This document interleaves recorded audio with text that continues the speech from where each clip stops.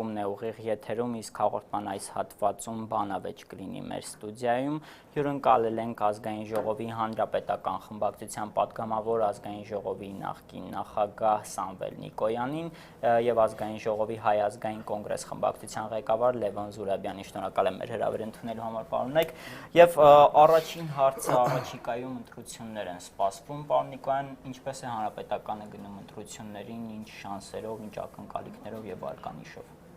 Անկեղծ ասած, հանրապետականը չի կարող այդ շռայլությունը իրեն թույլ տալ այսօրվանից մտածել ընտրությունների վերաբերյալ, որտեղ ըստ էության կան բազմաթիվ խնդիրներ, սկսած սոցիալ-տնտեսական հարցերից,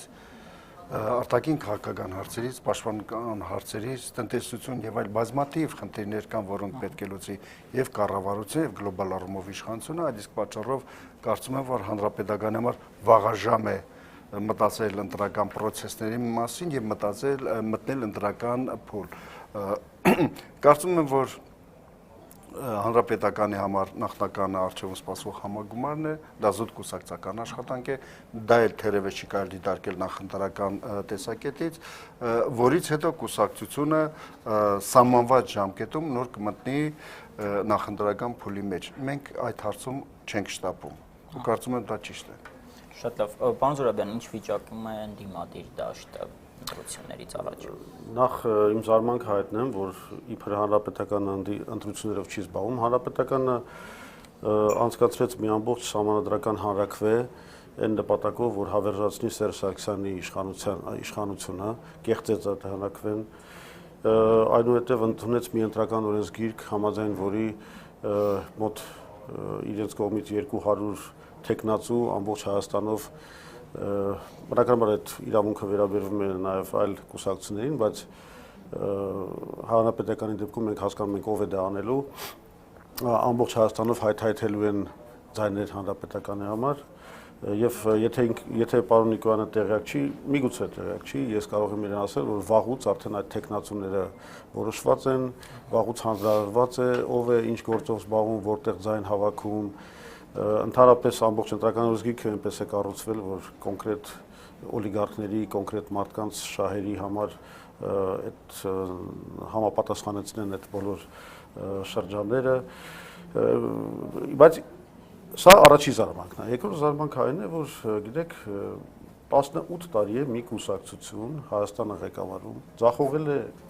Հայաստանի կառավարումը բոլոր բնակավարներում, որի ամենալավ ցուցանիշը այն է, որ վերջին 8 տարիների ընթացքում Հայաստանից 350,000 մարդ է դուրս եկել եւ տարեկան արտագաղթը արդեն հավերժ Հայաստանից դուրս գալու հասել է 50,000-ի։ Օտար երկար ներդրումները 1 միլիարդից մի քանի 4 տարի առաջ տարեկան իջել են հասել են 0-ի համարը, վերջին տարին 169 միլիոն է եղել։ Երկիրը բոլոր ցուցանիշներով քանդվում է։ Հիմա էլ բերել են մի կառավարություն եւ մի բյուջե, որով ինքը կառավարությունը հայտարարում է ըստ էության, որ ինքը չի գնալու զարգացման, թոշակներ չի բարձրացնելու, սոցիալական նպաստներ չեն բարձրացնելու, որևէ բարելավում չի լինելու եւ նման կուսակցությունը, որը արդեն այս 18 տարվա մեջ մի 7 անգամ պետք է փոփոխվեր, եթե ունենայինք ժողովրդավարական երկիր, մի 7 անգամ պետք է արդեն թողած լքած լիներ ասպարեզը, նման կուսակցություն դեռ հանդգնում է խոսել նրա մասին, որ իրենք պատրաստվում են մասնակցել ընտրությունների եւ հենց մի հատ էլ լավատեսություն են արձայծում։ Ինչ վերաբերում է ընդդիմության նպատակը եղել է եւ մնում է եւ հիմա էլ Հայ ազգային կոնգրեսը իր առջեւ դրվել է գլխավոր նպատակը հասնել իշխանափոխության։ Դրա համար մենք պետք է ժողովրդին բացատրենք ազգային ժողովի ընտրությունների նշանակությունը եւ ապրիլի 2-ի ընտրությունները դարձրենք ճակատամարտ ընտրություններով այս իշխանություններին, այս ձախողված, կոռումպացված երկիրը ավիրած իշխանություններին հեռացնելու նպատակով։ Շատ է, պարոն Նիկոյան, արձագանքի հնարավորությունն է, կեցեցան։ Գիտեք, ճիշտ ասած, ես չէի սպասում, որ սկզբից քննարկումը իռացիոնալ դաշտում կլինի, որովհետև ըստ էության դուք հարցը տվեցիք, թե ինչպես է ընդդիմությունը պատրաստվում ընտրություններին, բայց 90 րոպեն իմ գործընկերը տրամադրեց քննադատելու իշխանություններին։ Կարծիք թե հարցը դրան չէ վերաբերում, այլ հարցը վերաբերում է թե ինչպես է պատրաստվում ընդդիմությունը։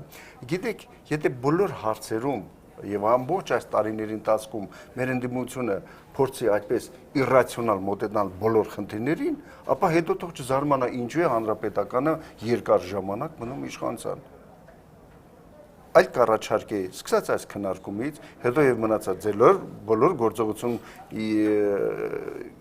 հաստատ կանգնեք հողի վրա, շատ ռացիոնալ թեմաներ, մեկ-մեկ ձեզ մոտ դա ստացվում է, վերցրեք եւ լուրջ քննարկում իրականացրեք եւ գնացեք ընտրությունը շատ լուրջ բազայով։ Ես դեմ չեմ, եթե դուք հաջողություններ գրանցեք եւ հասարակությունը ձեզ վստահի։ Եվ անկեղծորեն եմ ասում։ Ես կուզենայի, որ նույնիսկ դուք ցանկանայիք մեզ, բայց դուք դա չեք անում։ Պարոն Նիկոյանը մոռանում է, որ ընդդիմության գործը հենց դա է, իշխանության քննադատությունը եւ ընդհանրապես ընդդիմությունը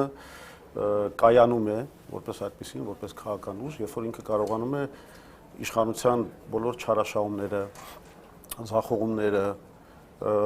քննադատել, բացահայտել, ինչը որ մենք շատ հաջող կերպով արել ենք։ Իդեպ, երբ որ ասում են, որ 18 տարվա մեջ մենք խոսացել ենք որևէ արդյունքի չենք հասել, այո, իշխանապողության առումով մենք արդյունքի դեռ չենք հասել, հուսով եմ շուտով դա կլինի, բայց մենք կարողացել ենք շատ մի կարևոր բան անել, բացահայտել այս ռեժիմի բոլոր հանցագործությունները։ Մենք բացահայտել ենք, որ տարեկան 2.5 միլիարդ դոլարի թալան է գնում երկրում, որ փողերի լվացման միջոցով ապօրինաբար երկրից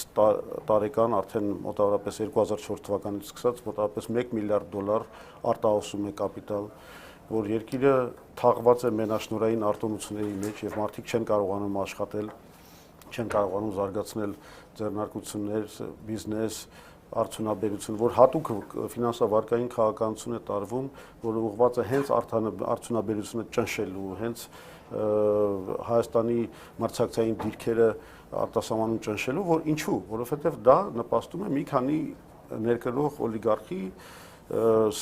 գերշահույթների, որոնք բնականաբար կիսվում են իշխանության հետ եւ այդ սիմբիոզի շնորհիվ շարունակում են երկրի թալանը եւ մսխումը։ Հիմա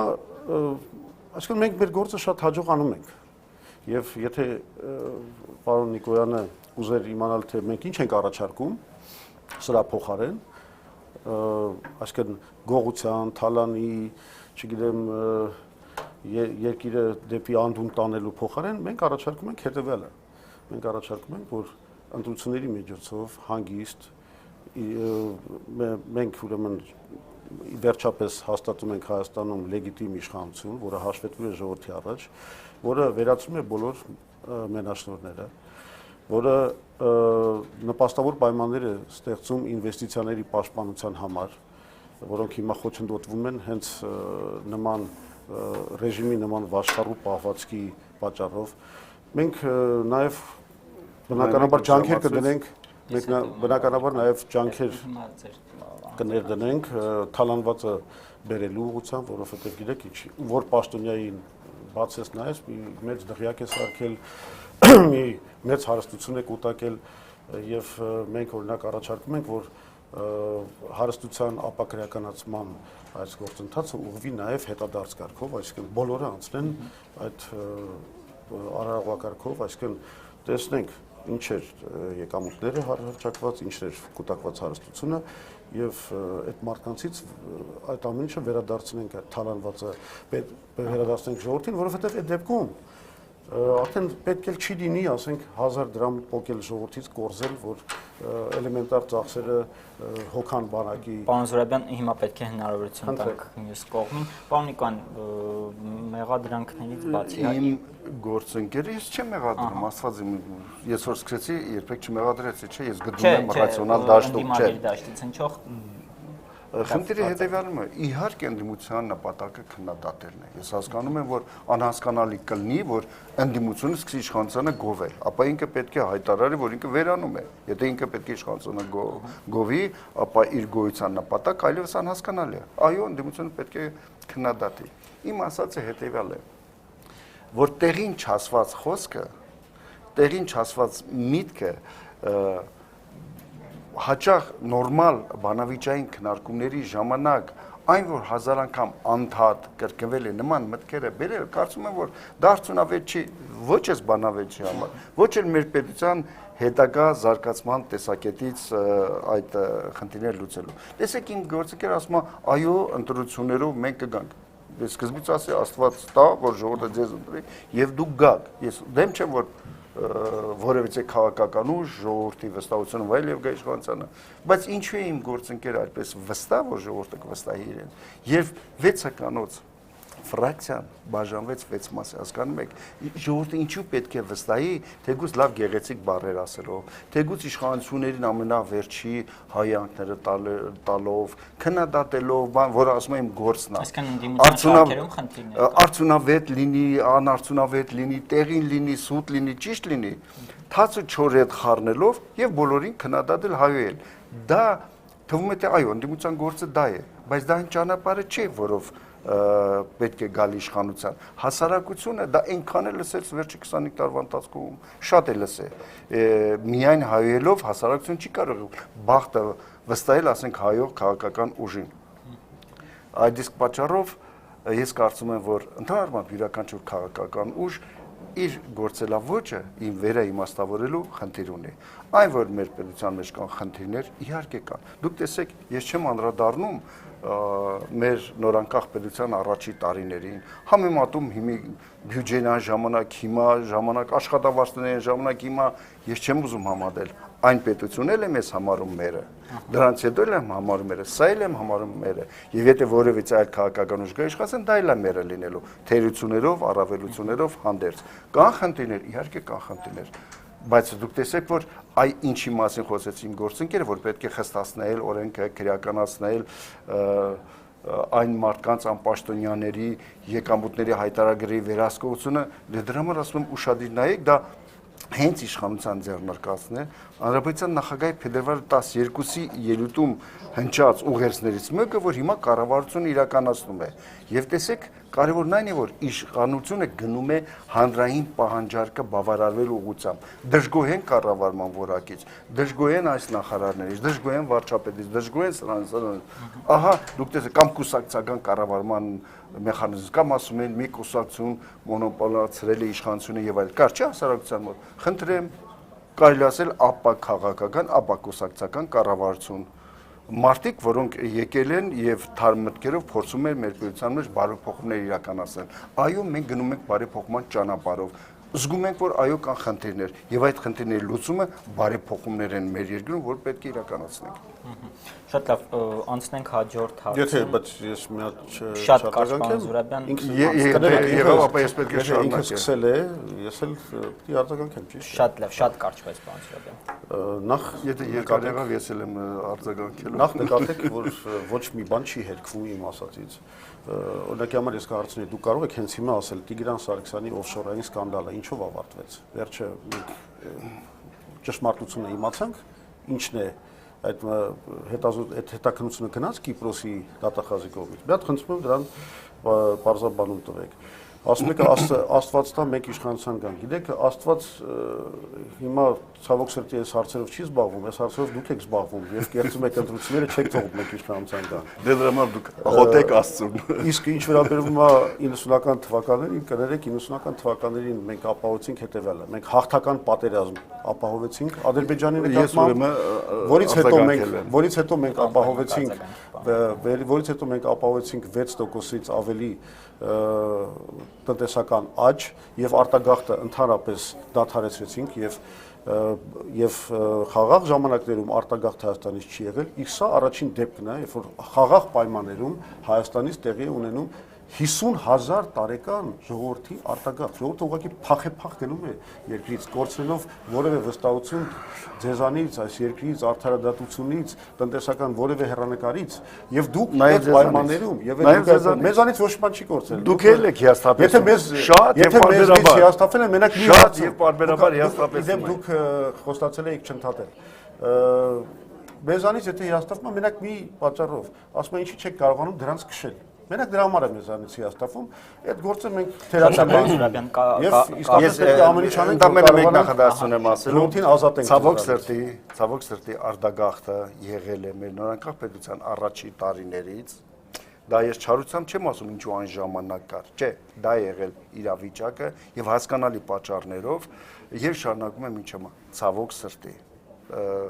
Այդ մասին ես կուզենայի, որ մենք ցավով խոսենք այդ մասին եւ այդ փաստը երբեք էլ չփորձեինք մեկս մեկին հանդիմանել եւ այլ։ Դա եղել է 90-ական թվականների սկզբից, շարունակվել է այս ամբողջ պատերազմի ժամանակ եղել է, հետո չի եղել։ Եվ խաղաղ պայմաններում է եղել։ 96-ից հետո չի եղել։ Եղել է, դա նշանակում է, որ երևի թե կամ դիտավորյալ կամ դուք ամբողջ բանը ուշադիր չեք նայել։ Միշտ ցավոք սրտի եղել է արտագաղթ մեր երկրում։ Եվ դա վատ է, որ այն ժամանակ էլ է եղել, հետո եղել է հիմա էլ կա։ Եվ շատ ավելի վատ կլինի, որ եթե դա ապակայում է լինի։ Մենք բոլորս պետք է դրա դեմ պայքարենք։ Տեսեք,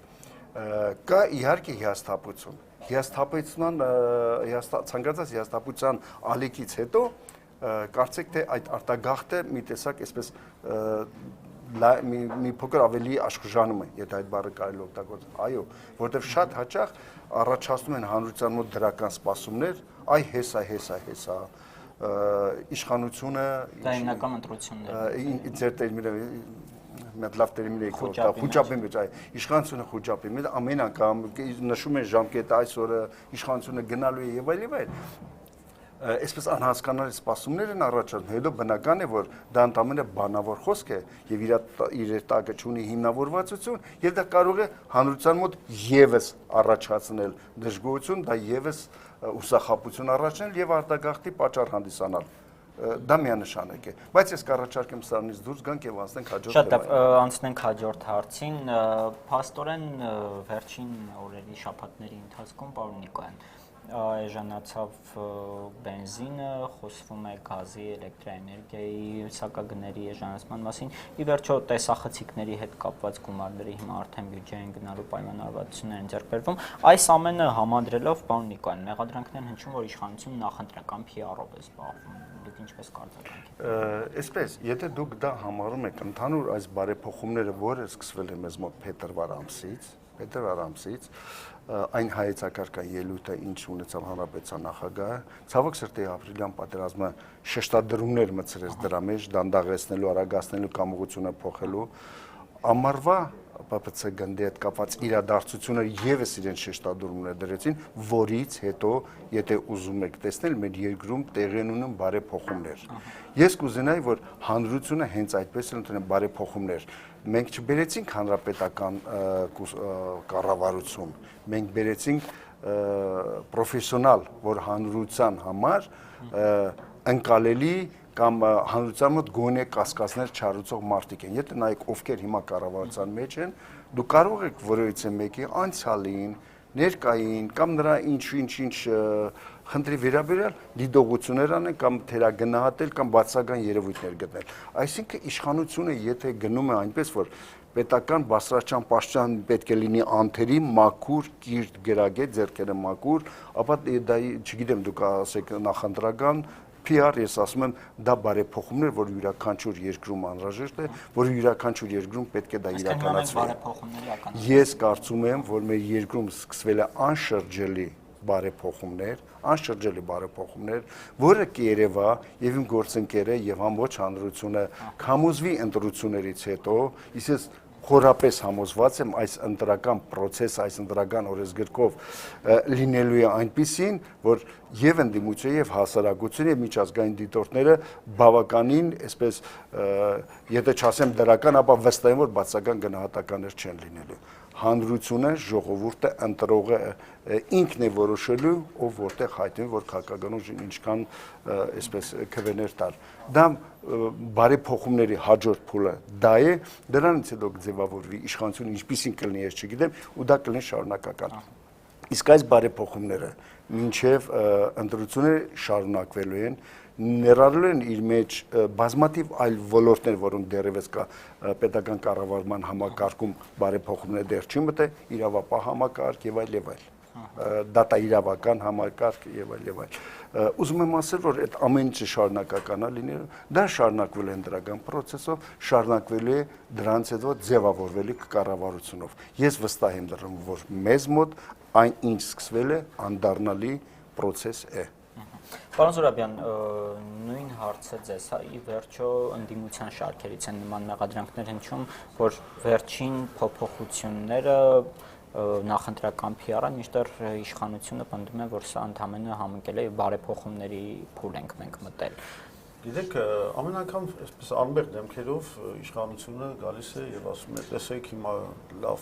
ռեֆորմներ են կացկացնում, ամեն ինչ փոխվում է դեպի լավը, բայց մի բան են մոռանում, այս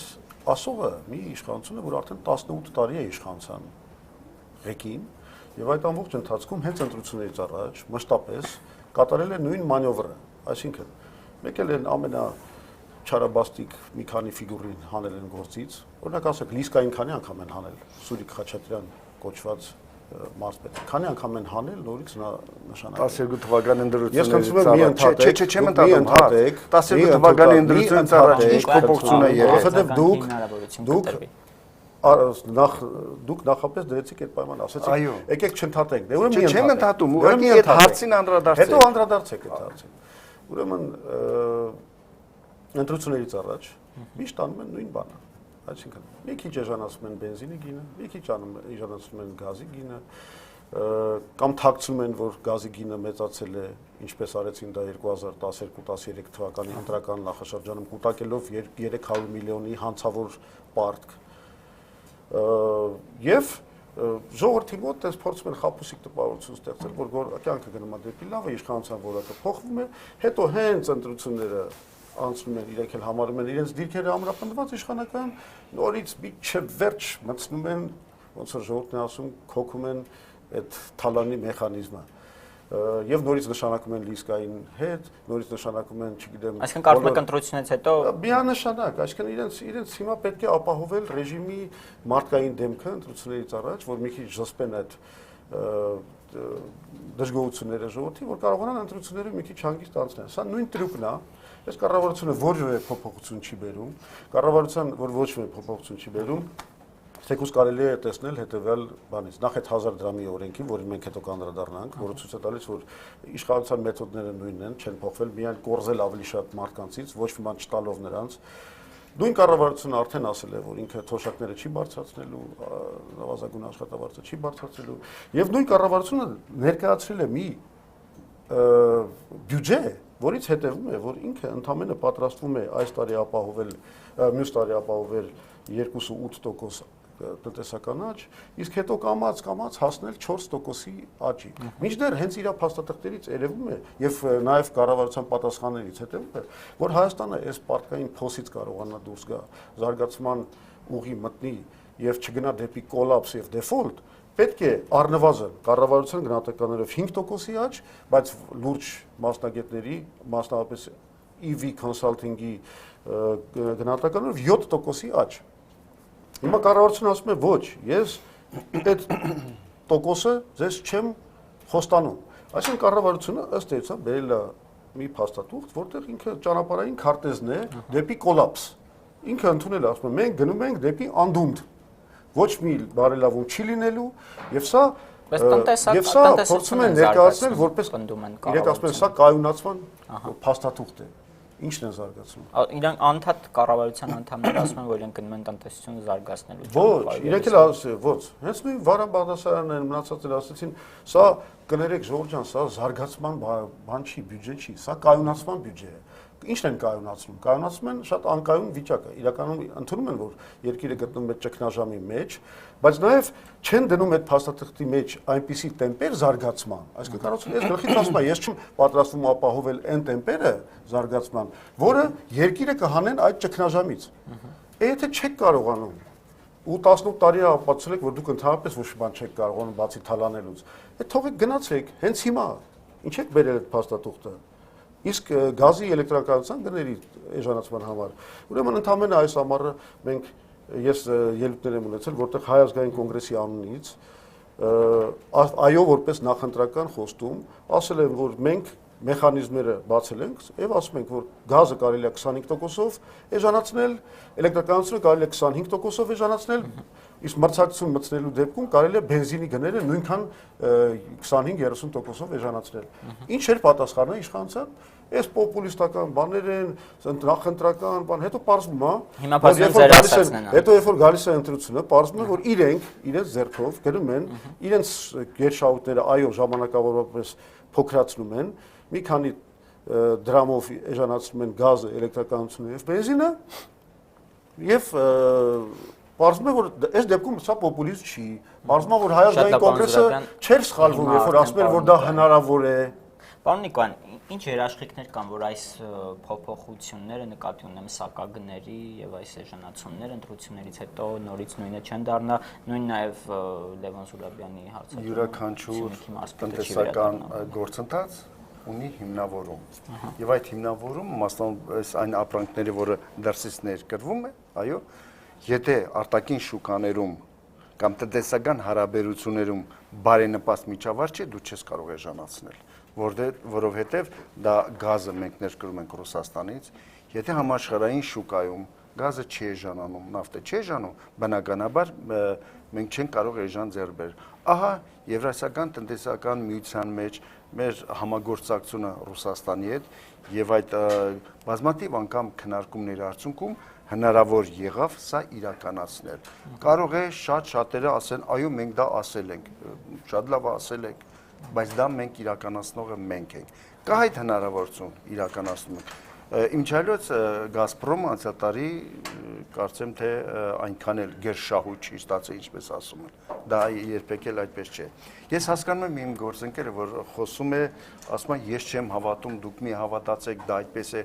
Սկզբից շատ գեղեցիկ բառեր ասել, ընդդիմության գործը ամեն ինչը չտեսնելն է, ամեն ինչը հերկելն է, ամեն ինչը թարս ասելն է, ամեն ինչը գլխիվար շուր տված ասելն է, վիրավորնելը, վարկաբեկվելը, դա իր գործն է, դա իրենց աշխատանքն է, իմ գործընկերը հիմա իր աշխատանքն է կատարում, որոշ առումով ես հասկանում եմ իրեն, բայց ես կուզենայի, որ հետևյալ տեսակետը միևնույն է, մենք նույն նավի մեջ ենք, եթե մենք հասարակության մեջ անընդհատ բացասական էմոցիաներ ներշնչենք ու վաղվա օրվա նկատմամբ որևէ հավատի նշույլ չթողնենք, տուժում ենք մենք բոլորս երկուսով։ Ես այնքան վատ եմ զգում, երբ իմ գործընկերը, որին անկեղծորեն որպես պարլամենտական ընդունում եմ, օգտագործում է գրեթե համարյա Արշակ Սադոյանի բառապաշար, որը ես չուզենայի, որ ինքը օգտագործեր։ 18 տարվա մասին է խոսում։ 18 տարվա մեջ նայեք մեր պետությունը ինչքան է փոխվել յուրաքանչյուր հարցում։ Համեմատեք թոշակներ այն ժամանակ, հիմա աշխատավարձները միջին այն ժամանակ, հիմա բոլոր հարցը մեր բյուջեն այն ժամանակ հիմա տնտեսական աճ է եղել 4%, 6%, 8%, երկնիշ տնտեսական աճ է եղել, տնտեսական անկում եղել, որովհետև փոքր շուկաները, փոքր երկրները արտաքին շուկաներից կախված են։ Եթե մեր ռեգիոնը հիմա գտնվում է, մասնավորապես Ռուսաստանի Դաշնությունը, որ այս տարի ըստ կանխատեսումների տնտեսական աճը բացասական է լինելու, չնչին, բայց բացասական լինելու, ակնկալել, որ Հայաստանը, որի տնտեսությունը բավականին կախված է Ռուսաստանի տնտեսություն եւ ոչ միայն մեր ԱՊՀ շատ երկրների, տնտեսական միության անդամ երկրների կախված է Ռուսաստանից, բնականաբար ակնկալել մեր տնտեսական աճեր, դա նշանակում է խաբել ժողովրդին։ Որևէ կառավարություն, որ հիմա լինի այստեղ եւ խոսի երկնիշ տնտեսական աճերի մասին, դա եւ միջազգային կազմակերպությունը, ֆինանսական կազմակերպությունը ծիծաղը կարող է առաջացնել։ Եթե մենք կարողանանք այնինչ այս տարի բյուջեում նախատեսված է 3.5 տնտեսական աճը, դա եկող տարի կատարենք եւ հաջորդը դա զարգացում ապրի, դա շատ լավ կլինի։ Գրել թվեր, հետո չկարողանալ իրականացնել դա, որովհետեւ բազան, որով դու պետք է հենվես, ասել տարածաշրջանային տնտեսական հարաբերություն եւ տնտեսական միջավայրը որ կա եւ վերջիվերջո չգիտես երբ է տեղի ունենա շարունակվելու, ինչքան է շարունակվելու Ռուսաստանի նկատմամբ տնտեսական պատժամիջոցները, եթե սա շարունակվի ու որևէ կառավարություն գրի 4%, 10%, դա ծիծաղելի կլինի։ Փարկասու իշխանությունները շատ սթափ են եւ իրավունք չունեն ժողովրդին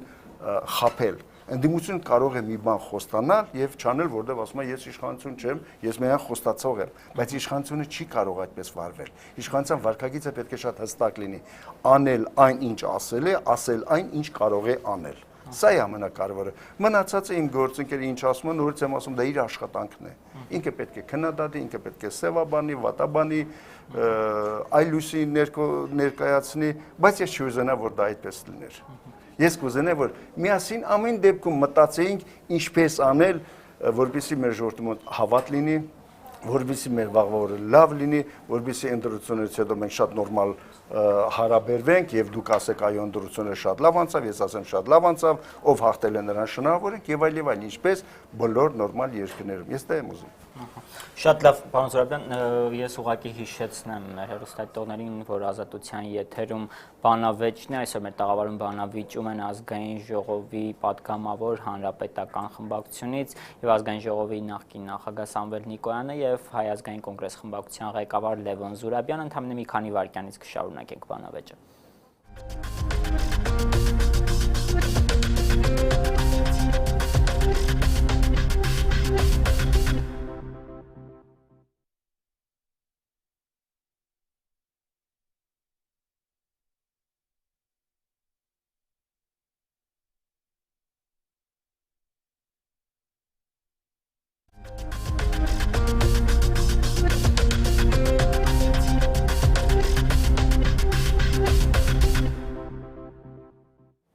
Ազատության ուղիղ եթերում շարունակվում է բանավեճը, պարոն Զուրաբյան, ցանկանում եք արձագանքել Սամվել Նիկոյանին։ Իհարկե։ Նախ մեզ համարը մեղադրեցին դրա մեջ, որ մեր գործը միայն վարկաբեկելն է։ Ես ուզում եմ ասել, որ այդ գործն էլ է մեր ձեռից խլում, որովհետև ոչ ոք ավելի լավ չի վարկաբեկում ձեզ եւ ձեր իշխանությանը, քան դուք եւ ձեր արարքները եւ ձեր գործերը։ Ինչ է, հիմա այդ դղյակները կառուցված չկան բոլորի կողմից, բոլոր ձեր բարձրաստիճան պաշտոնյաների։ Հիմա էլ Գալուստ Սահակյանի դղյակն է դուրս եկել, մի ամբողջ դղյակ չէ, պալատ է, ինչ է, սա հիմա փաստ է, թե չէ, պատասխանեք, այդպեսի բան կա, թե չկա։ Տիգրան Սարգսյանի խնդրի այդպես էլ չանդրադարձակ, Նայիրիտի 60 միլիոնը թալանված, որ մենք գրել ենք որպես պաշտոնական հարցապնդում, ոչ մի պատասխան միջև հիմա չենք ստացել, բոլորը գիտեն, որ այդ 60 միլիոնը կորել են, բայց ուր են կորել, չեն կարողանում գտնել։ Արմավիայի գործը Տարոն Մարգարյանի եկամուտների եւ հարստության չհամապատասխանել։ Այդ բոլոր հարցերը դրել ենք, ոչ մի պատասխան չեք տալիս, ասում եք Արշակ Սադոյան։ Արշակ Սադոյանը առանց փաստերի է խոսում, ես փաստերով եմ խոսում։ Եվ հիմա այս հարցերին ես խնդրում եմ դուք պատասխանեք։ Հիմա ուզում եմ պատասխանել։ Հենց դա քննարկում ես կտամ, եթե հնարավոր դուք կպատասխանեք, բայց դուք որպես մեծ հպարտություն, որպես մեծ նվաճում ասում եք, գիտեք ինչ, մենք իրատեսական թվեր ենք գրել, տա Աստված մենք կարողանանք այս բյուջեն կատարենք։ Ժողովուրդ ջան, այս բյուջեն եթե կատարեք, դա արդեն աղետ է։ Այսինքն այս թվերը գրված, որ դուք գրել եք ու որ պետք է կատարեք, դա արդեն աղետ է։ Անկամ եթե դուք կարողանում եք կատարել այդ բյուջեն։ Ուրեմն դուք հենց մտքում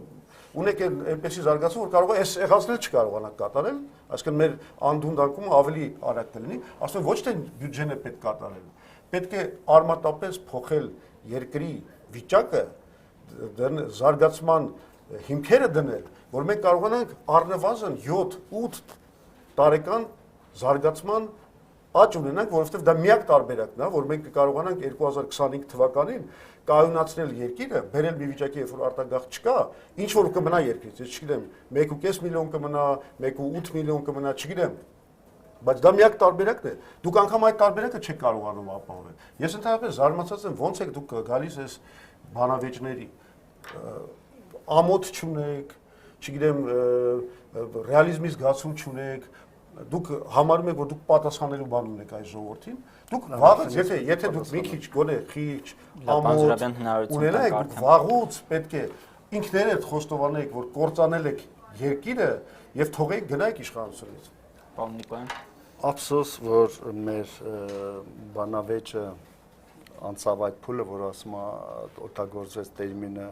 ամոթ չունեք, որ գալիս եք նստում։ Ցավոք սրտի անցավ այդ մասը, Ռուբիկոնը ոնց որ անցավ, որ ես չի ուզենա, բայց ասեմ ինչ են գալիս։ Գալիս եք, որ անամոթներին ասել, որ հերիք է սուտ խոսեք, հերիք է այն դժվարությունները, որ օբյեկտիվորեն եւ որոշ սուբյեկտիվ հարցերով կամ երկրում ուռճացնեք, բավականին ստեք, կեղծեք, վերջ-վերջո ամեն ինչ իր չափն ունի։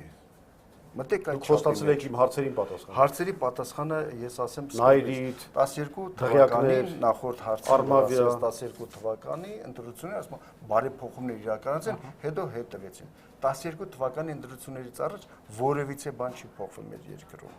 Ցավոք սրտի եւ դրանից հետո 12 թվականից հետո մենք գնացինք նախագահական ընտրություններին, իմ ամբողջ պայքարը նրանում որ պետք է մենք գնայինք բարեփոխումների։ Ես միշտ ցանկացել եմ այնիշ մեր երկրում հիմա տեղի ունենում, մենք դա անեինք շուտ, մենք ժամանակ չպետք է կորցնենք։ Դա իմ ազնական տեսակետն է եղել։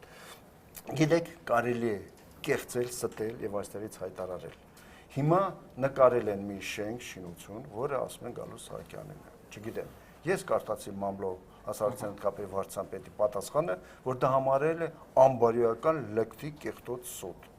Իսկ ես ինչքան ճանաչում եմ Գալուստ Սահակյանին, 1000 հարցով կարող եք ընդունել, չընդունել նրա մտքերը, կառավարման, ղեկավարման ձևը եւ այլ։ Դա ձեր ճաշակն է, ձեր գործն է, բայց ես մի բան գիտեմ, որ Գալուստ Սահակյանը 30 անգամ նման դրյակ չի կարող կառուցել։ Նա լավագույն դեպքում եթե շատ չարչարվի, դրա 10%-ը կարող է կառուցել, թե ես չգիտեմ։ Դա միանշանակ։ Այսինքն որևիցե մեկը կարող է մի կեղտոտ սուտ գցել շրջանառության մեջ, հա,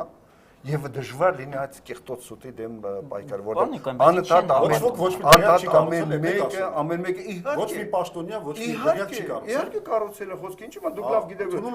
դուք էս մասին եք ասում եք սուտ է։ Բայց չի բանտում չեն։ Բայց իսկ ով ասեց որ դղյակ ունեցողն է պետք է բանտում լինել։ Այսինքն իրենք Եթե ինքը ապացուցում է, որ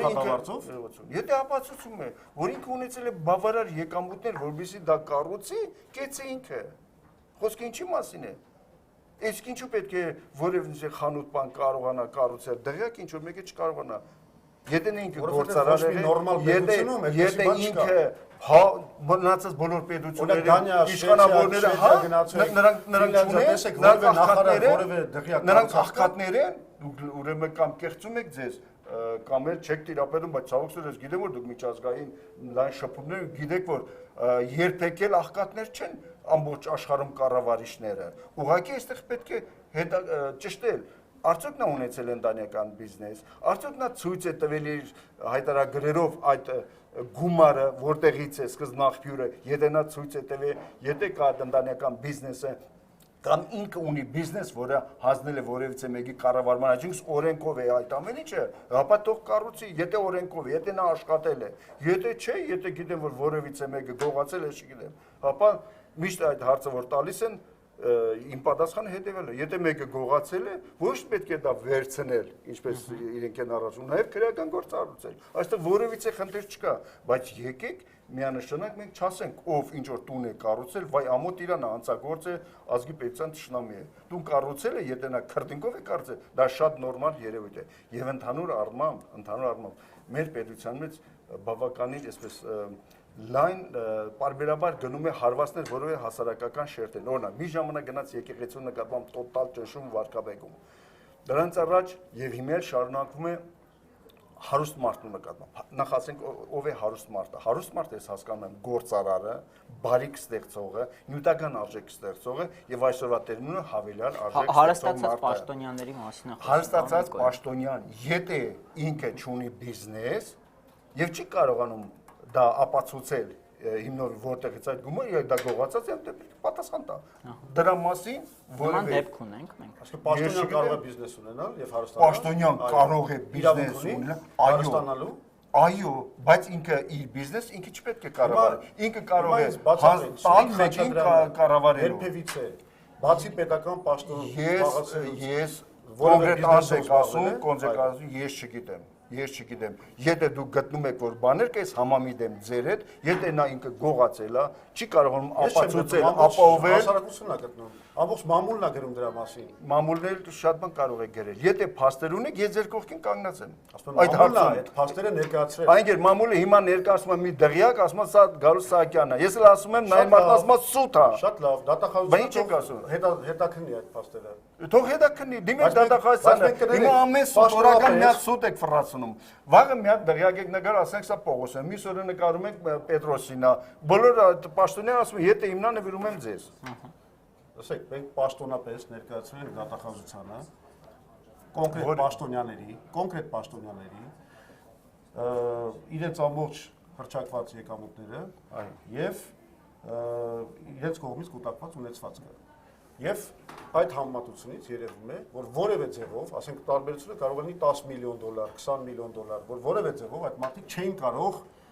նման հարստություն կուտակել։ Ինչ պետք է աներ դատախազությունը նորմալ երկրում։ Պետք է հարուցեր գործ, գնար հետաքններ, փորձեր այդ մարդկանցից պատասխաններ ստանալ եւ հասարակությանը ասեր, կամ այս մարդը գող է, կամ այս մարդը իսկապես ունեցել է մի ժառանգություն, որ ստացել է, չգիտեմ, հարուստ մի պապից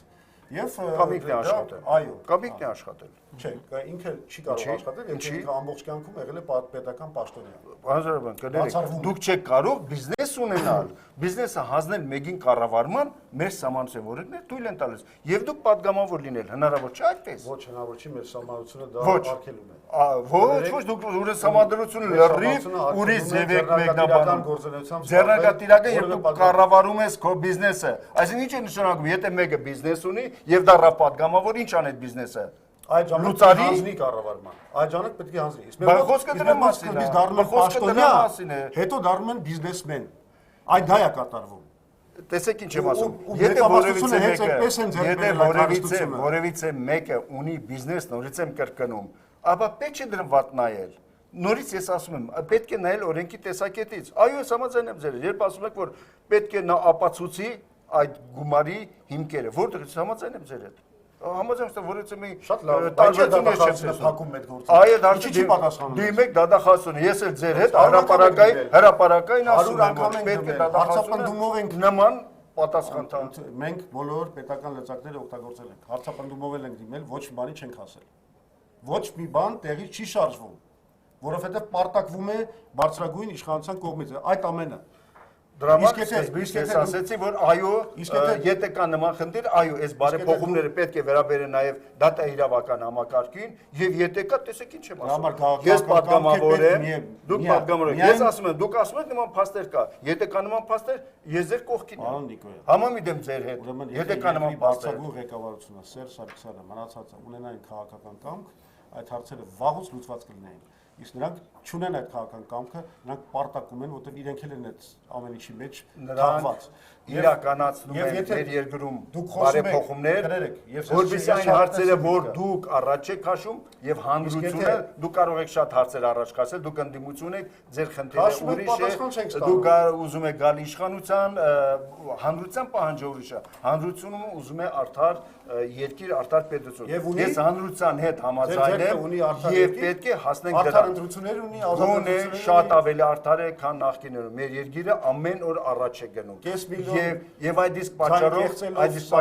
շատ բնական է, որ այսօր ցավոք սրտի այն տեմպերը, որ մեր երկիրը զարգանում է, չէր բավարարում ոչ հանրությունը, այն իշխանության որակը, որ մենք ունենք, չէր բավարարում հանրությանը, այդ իսկ պատճառով մեր երկրում գնում է բարեփոխումներ։ Այդ հնարավորությունները մենաշնորհներով խեղդել եք այս երկիրը։ Այդ հնարավորությունները կա, մենք պայքարել ենք նաև մենաշնորհների դեմ։ Տեսանք այդ պայքարը։ Օրենքի շրջանակներում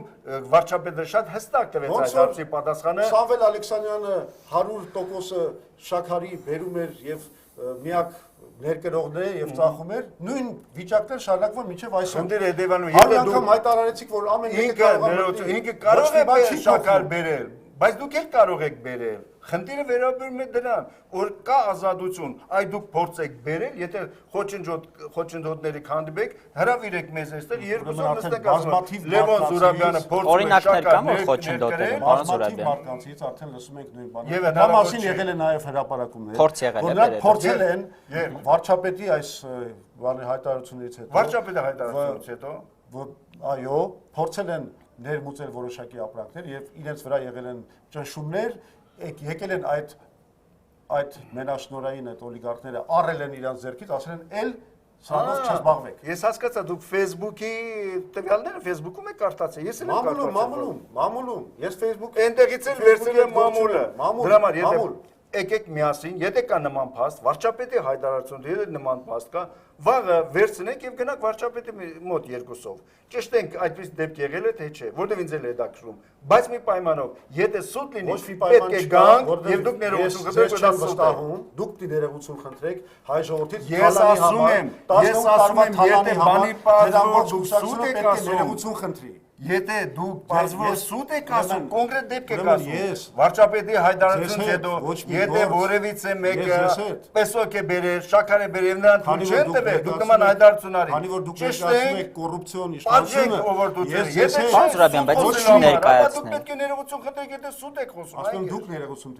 եթե դուք սուտ եք խոսում, մենք ներողություն խնդրենք։ Ասում եմ դուք չեք կարող ես ասում եմ, եթե դուք ունեք պայմանավորվել, որովհետեւ եկեք խոսենք նկատմամբ չունեմ։ Բայց փաստերը ներկայացնում իհարկե դուք ձեզ հետ կարելի է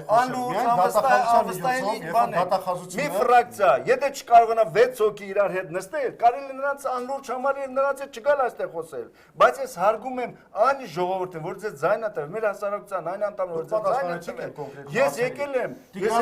դրա համար ես դրա համար որտեղ դուք անդադ խանգարում եք դուք մտցրեցիք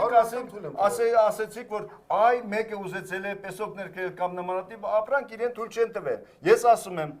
հայտարարում եք, եկեք ապացուցենք դա։ Գնանք միասին, ես վարչապետին խնդրեմ, գնանք վարչապետի մոտ, ծառայական քննություն իրականացնենք եւ գանք այստեղ, եթե ճիշտ է, ասենք ես ներողություն խնդրեմ, ոչ թե ներողություն, ես չեմ կա, այսպես ասում որ դա սուտ է, միանշանակ, հա, գանք հայտարարենք։ Եթե սուտ է, դուք եք պնդում, ապա գոնե պետք է ասեք Ժողովուրդ ջան, սուտ է, մամուլում սուտ է, ես ներողություն եմ խնդրում այս հարցը։ Դուք ասում եք դուք պետք է ներողություն։ Դուք սուտ խոսակ, ես ներողություն խնդրեմ։ Շատ լավ անցնենք մյուս հարցին։ Դուք պատասխանը կտաք ժողովրդին։ Ես ձեզ ոչ մի համոզելու բան չունեմ, ոչ էլ վստահում եմ։ Պետք է չի վստահեք։ Դուք հիմա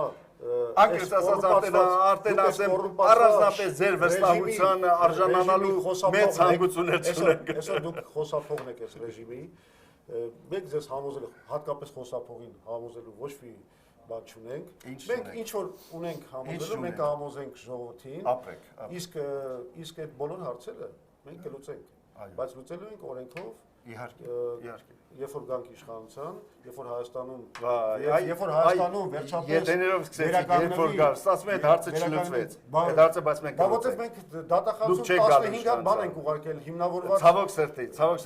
այդ վարկագծով դուք երբեք չեք գա։ Եթե դու 6 հոգու պարլամենտում չկարողացաք մի ֆրակցիա պայել, ժողովուրդը իհարկե ձեզ չի վստահի։ Դուք ինչ եք ֆրակցիա բարքան պատահ։ Ֆրակցիան շատ լավ է,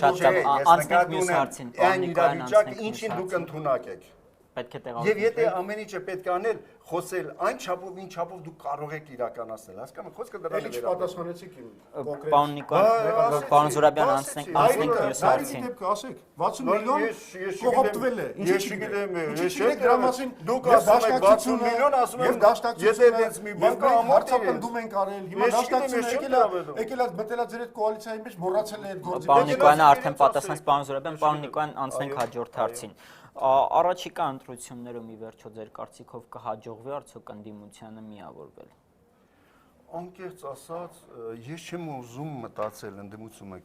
կմիավորվի, թե ոչ։ Դա զուտ ընդդիմության խնդիրն է։ Շանսերը գնահատելու մասով, այն շանսեր ունի հիմա ընդդիմությունը միավորվել պետք։ Ես չեմ կարծում, որ ընդդիմությունը կարող է միավորվել եւ մարտավարական առումով, եւ միջանձնային հարաբերությունների առումով, եւ բազմաթիվ առումով չեմ կարծում, որ ընդդիմությունը կարող է միավորվել։ Հնարավոր է ընդդիմությունը լայն այսպես սպեկտր ունի, հա, հնարավոր է որոշակի միավորումներ լինեն, բայց ասել, որ ընդդիմությունը մեկ միասնական դեմքով հանդես կգա, այս է իշխանությունը, սա ընդդիմություն, այդպես չի կարող լինել, որովհետեւ պարլամենտական ընտրությունների ժամանակ այսպես ասած իշխանություն եւ ընդդիմություն տերմինը վերանում է, որովհետեւ ըստ էության արդեն այդ ժամանակ ինքդ էլ իշխանություն չես, որովհետեւ քո լեգիտիմության ժամկետը վերջանում է։ Այդ առումով մրցակիցներ ենք մենք, մրցակիցներ ենք հայ-աղաբաղական դաշնակցությունը, ընդդիմության ցանկացած ուժ, օրինակ երկիրը, մնացած բոլոր կուսակցությունները դառնում են միմյանց մրցակիցներ։ Այդ առումով մտածել, որ կարող է այսպես 1-2 այսպես բաժանված լինի մրցակցությունը, այդպես ես չեմ կարծում, բայց որոշակի խմբավորումներ, միավորումներ անշուշտ կարող են լինել, որտեղ ասեն կարող են որոշակի ձախեր միավորվել, կարող են աշխարհագրական կողմնորոշում ունեցող քաղաքական, այո, աշխարհագրական, այսպես կողմնորոշում ունեցող քաղաքական ուժեր կարող են որոշակի միավորվել, որոշակի գաղափարախոսություն կամ միջանձնային միջկուսակցական կապեր ունեցող կուսակցություններ կարող են հնարավոր է ամեն ինչ, բայց գլոբալ առումով ես չեմ կարծում, որ մեկ դեմքով ընդդիմությունը հանդես կգա։ Պարոն Զուրաբյան, ընդդիմության միավորման շանսերը ընտրություններից առաջ ինչպես եք գնահատում։ Եվ պետք է արդյոք միավորվել ընտրություններում։ Ընդդիմության միավորումը շատ կարևոր գործոն է, որ ժողովուրդը կարողանա հասկանալ, որ գոյություն ունի սև սպիտակ պատկեր եւ այս ընտրակեղծարար կոռումպացված իշխանություններին իրենց այդ իշխանական բանակի դեմը կանգնած է մի բանակ, որ կարող է իրենց հեռացնել։ Դա շատ կարևոր է։ Բայց ես կարծում եմ ավելի մի կարևոր հարց կա։ Ազգային ժողովի 2012 թվականի ապրիլի 2-ի ընտրությունների նշանակությունը։ Հենց որ ժողովուրդը հասկացավ, որ սա շանս է իրենց ռեժիմից ազատվելու, ժողովուրդը գնալու է եւ քվեարկելու է իրենց դեմ։ Ապրիլի 2-ի պատերազմը իդեպ ցույց տվեց մի հետաքրքիր բան։ Ժողովուրդը դրանից հետո վերանայել է իր շատ հայացքներ, այլևս այդքան հանդուրժողական չէ։ Ապրիլի 2-ին իդեպ մենք որպես ընդդիմություն, որպես Հայ ազգային կոնգրես մի քաղաքական ուժ, որը Ղարաբաղյան հաղթանակի ակունքներում է գտնվում, մենք հենց նույն օրը մի քանի ժամ անց արեցինք հայտարարություն, որով կոչ արեցինք հայ ժողովրդին ազգային միասնականության եւ ընդդիմության կեցվածքը, որ մենք մի կողմ դրեցինք բոլոր հակասությունները եւ նաեւ Ադրբեջանում տեսան, որ սա հայ ազգը միավորված է վտանգի առջև, թույլ տվեց իշխանություններին կայունացնել իրավիճակը եւ Ղարաբաղում, եւ Հայաստանում ռազմաճակատում ամրապնդել ռազմաճակատի գիծը եւ վարել կոշտ բանակցություններ։ Այսինքն մենք մեր պարտականությունը պետական, երբ որ խոսքը գնում է ընդդիմության պատասխանատվության մասին, մենք կատարում ենք, բայց մենք նաև հորդորեցինք, որ իշխանությունները պետք է դաս անեն այս ամենից։ Մենք պետք է հասկանանք, որ այդ կոռուպցիան եւ ընտրակեղծարարությունը դա ազգային մեր անվտանգությանը սպառնալիք է։ Բայց իշխանությունների գործողություններից ոչ մի բան չի հուշում նրա մասին, որ իրենք ինչ որ դաս են քաղել։ Հակառակը շարունակում են նույն մեթոդներով թալանը, այդ նույն 1000 դրամի այդ արհավիրքը, որ հիմա բերել են մեր ժողովրդի վրա փոխանակ փորձեն դա ապահովել պետական բյուջեի միջոցներով, որտեղ առանց այդ էլ մեծ եկամտահարք է մուծվում մեր ժողովրդի կողմից։ Այս ամեն ինչը ցույց է տալիս, որ իրենք բացարձակապես որևէ դաս չեն քաղել, չեն քաղում։ Մյուս կողմից մենք շատ լավ հասկանում ենք, որ քանի որ կա Ադրբեջանի վտանգը, կա այդ լուրջ սպառնալիքներ, մենք չենք կարող գնալ ապստամբության, չգիտեմ, զինված դիմադրության կամ երկրի ապակայունացման թեկուզ որևէ մեթոդոլոգիայով։ Մենք նման բան չենք կարող թույլ տալ։ Դրա համար շատ կարևոր է, որ ժողովուրդը հասկանա, որ ազգային ժողովի 2012 թվականի ապրիլի 2-ի ընտրությունները դրանք մեծ շանս են իրականում, լուրջ շանս են 2017 թվական։ 17 թվականի ներողություն, 17 թվականի ընտրությունները, դրանք մեծ շանս են Հայաստանում արմատական փոփոխություն կատարելու։ Ժողովուրդը պետք է գնա քվեարկի այս ռեժիմի դեմ։ Մենք առաջարկենք այն պլատֆորմը, որի օգտին պետք է քվեարկի ժողովուրդը։ Եվ ժողովուրդը պետք է հասկանա, որ այդ իր քվեարկությամբ ինքը լուծելու է վերջապես Հայաստանը զարգացման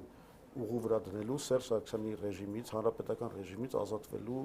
գործը։ Իրեք 18 տարի է կողոպտել են երկիրը, հերիք է, թողեք գնացեք,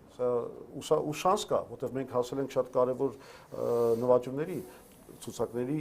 ստորագրված ցուցակների հրապարակումը, ընտրողների, որը 5 միլիոն ընտրակեղծարարության դուրս է հանում խաղից, տեղամասերում, ընտրատեղամասերում տեսախցիկների տեղադրումը, բազմաթիվ այլ միջոցառումներ ընտրության օրինականությունը վերահսկելու համար մենք կարողացել ենք պարտադրել այս իշխանություններին։ Շանս է բացվել ժողովուրդ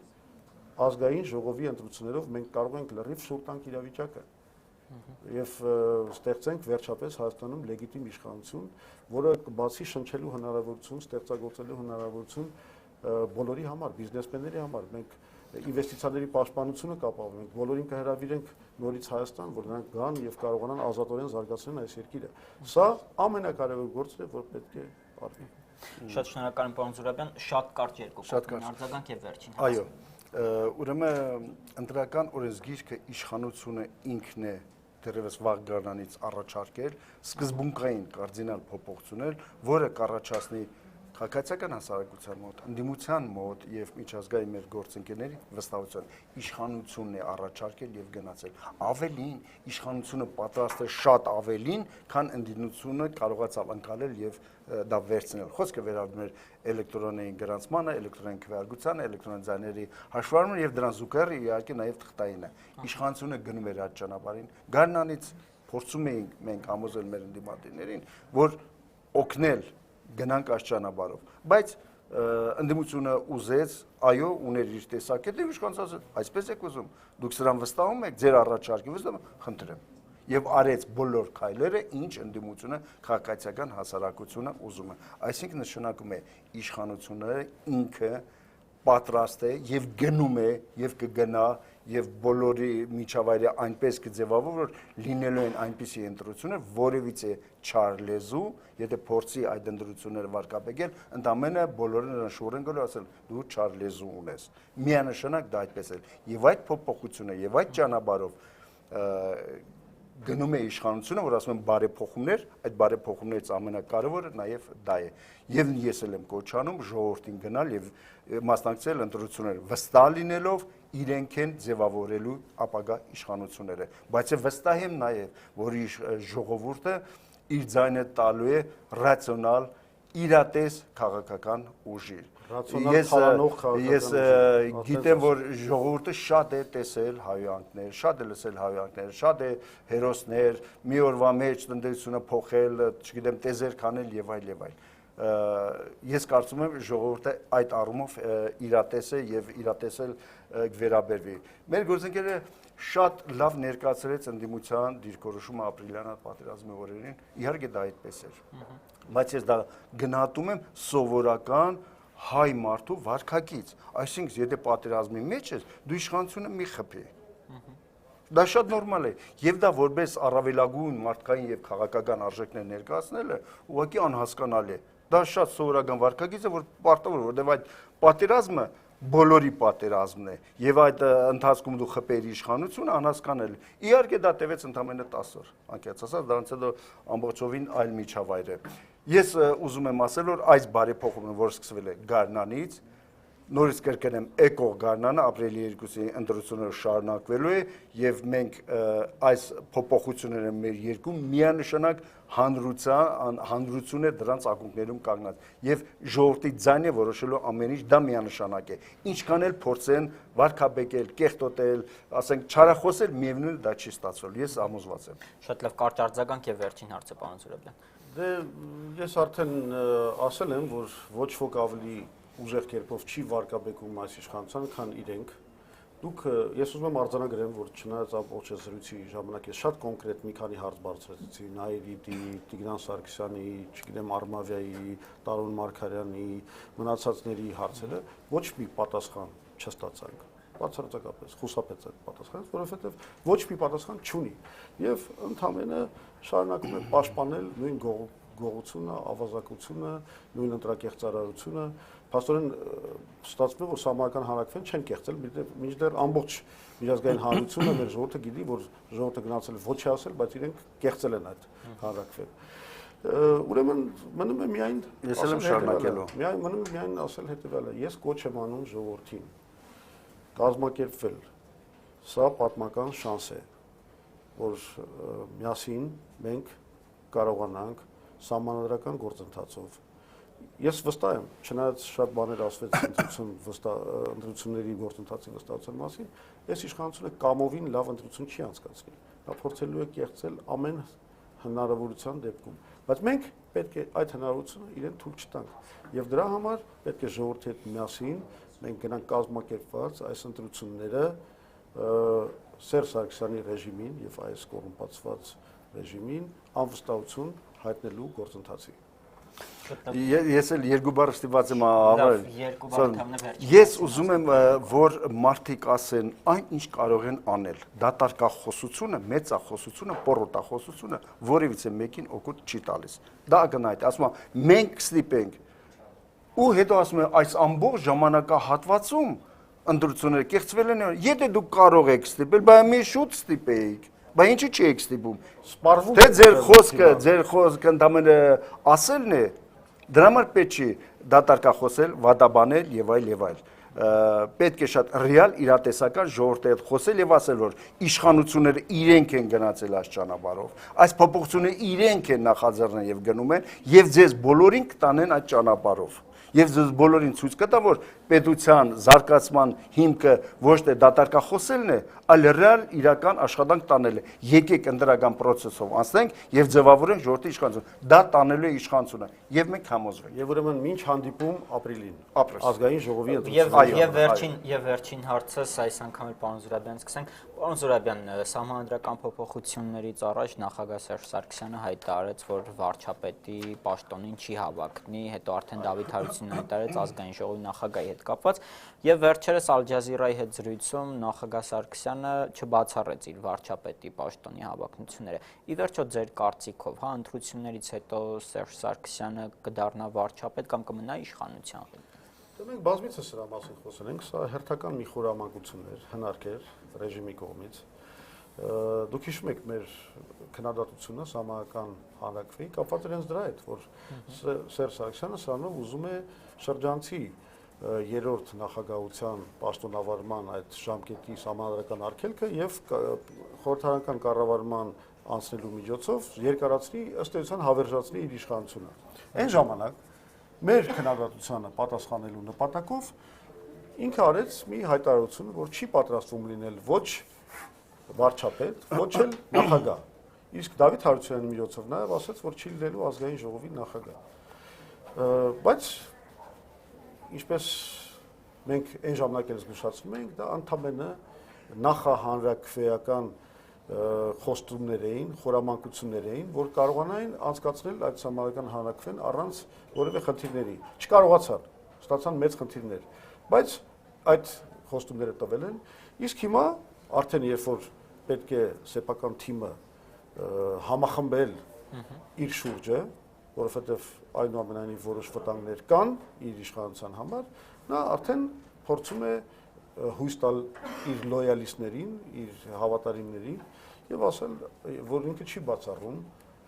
նման բան, որովհետեւ երբ որ ինքը ասում է, որ մենք այդ հարցը կքննարկենք ընտրություններից հետո, սա արդեն հերքում է իր նախկին ասածը։ Նախկին ասածում չկար որևէ կախվածություն ընտրությունների արդյունքից։ Այնտեղ շատ հստակ ասում էր, որ որևէ դեպքում ինչ էլ լինի, ես չեմ հավակնելու լինել ոչ վարչապետ, ոչ նախագահ։ Իսկ հիմա ինչ է փոխվել, որ այդ խոսքերից հրաժարվում եք եւ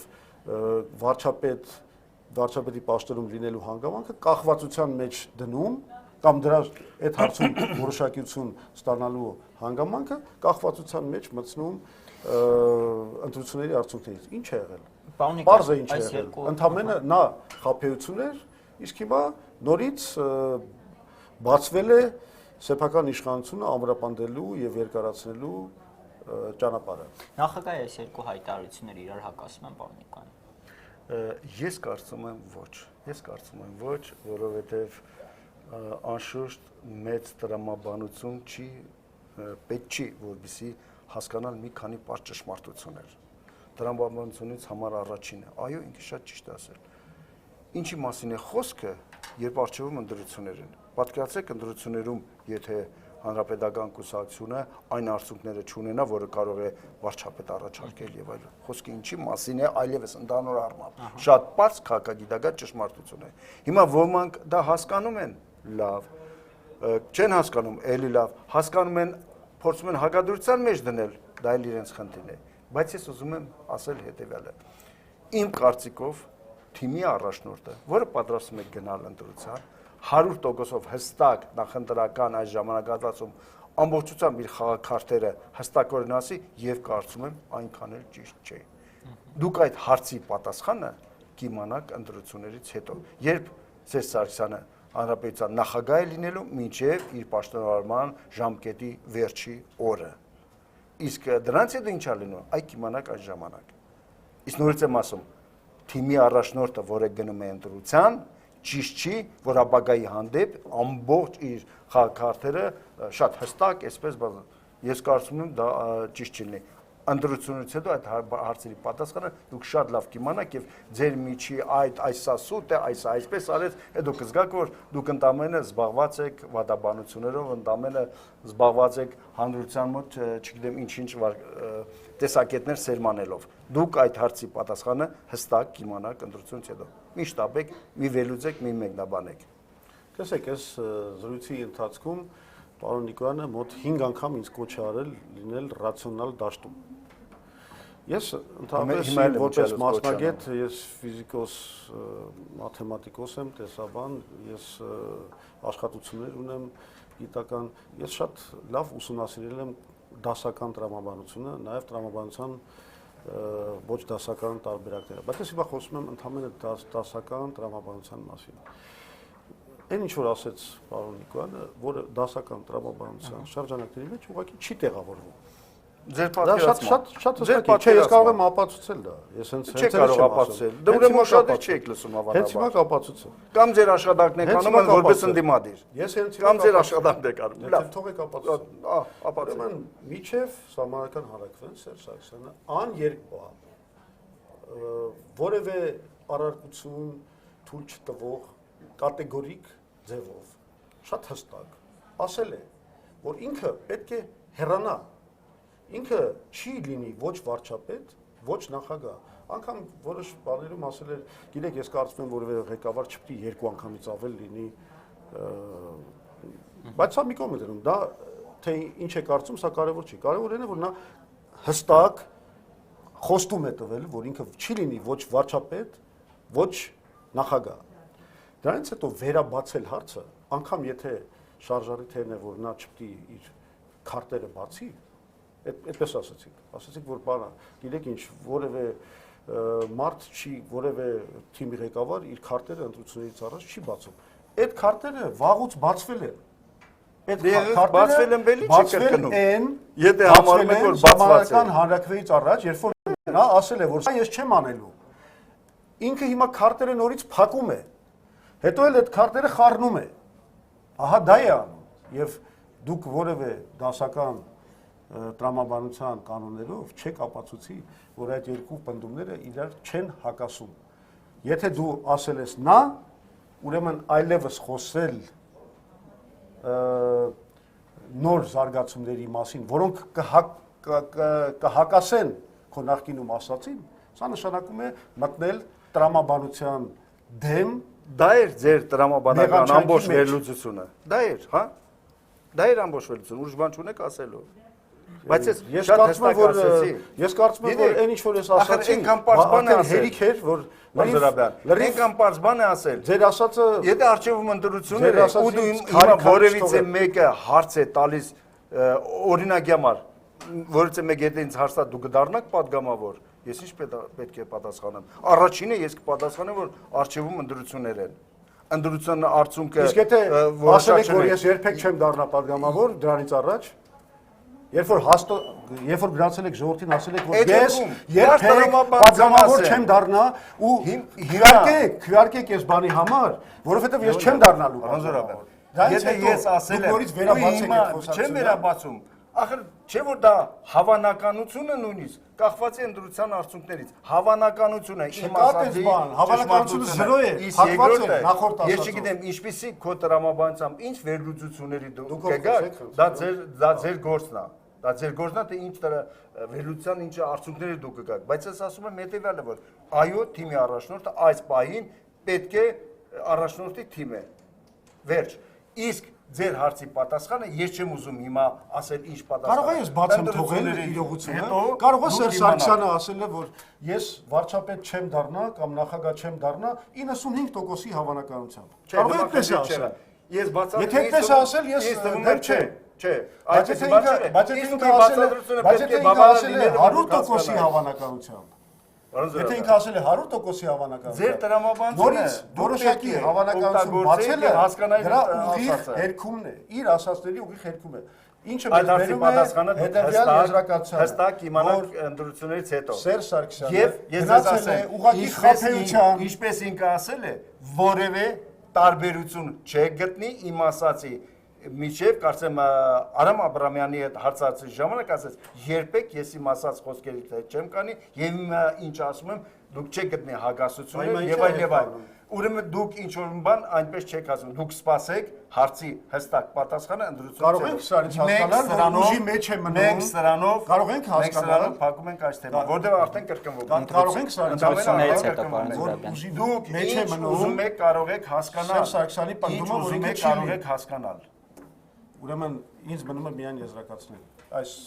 պարզաբանումներն էլ ցույց տվեցին, որոնք իրականում պարզաբանումներ չէին, այլ Չէ, այնքան պարզաբանում ես դա չընկալեց, ինչ եմ ասում, դա ձեր խնդիրն է։ Մի բան, որ իրականում հանրակրվեից առաջ Սերժ Սարգսյանի հայտարարությունը ընդհանրապես ժողովրդին բոլորության մեջ մտցնելու խաբեություն էր, որի միակ նպատակն այն էր, որ համահայկական հանրակրվեն հանգիստ կարողանան սաղացնել ժողովրդի վրա։ Իսկ հիմա արդեն կարելի է այդ խոսքերին հավատարիմ չմնալ։ Սա է ուրեմն իրական այդ հարցի պատասխանը նորից եմ կրկնում, ինքը շատ տվեց եւ ասեց ես իմ խոսքի տերն եմ, իմ խոսքերը ճիշտ հասկացիք, ճիշտ խոսքերը, դուք իմանաք ընդրությունից մեկ դրան հակասող խոսք Այսքանով եզրափակենք, շնորհակալ եմ մեր հրավերը ընդունելու համար, հիշեցնեմ մեր տաղավարում բանավիճում էին Հանրապետական կուսակցությունից գործադիր մարմնի անդամ խմբակցության պատգամավոր ազգային ժողովի նախկին նախագահ Սամվել Նիկոյանը եւ ազգային ժողովի Հայ ազգային կոնգրես խմբակցության ղեկավար Լևոն Զուրաբյանը, իսկ Ազատության եթերը կշարունակի Նյուզրումը։